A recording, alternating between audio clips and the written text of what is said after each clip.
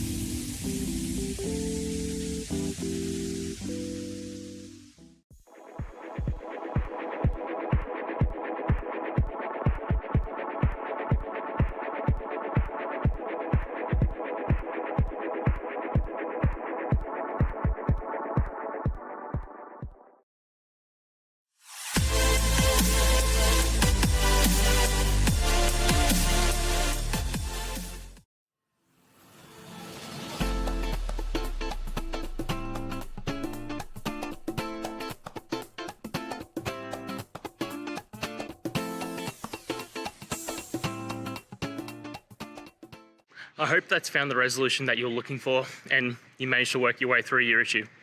Please, if it did help, hit subscribe. I'd really appreciate it. And until the next technical time you need help, have a good one.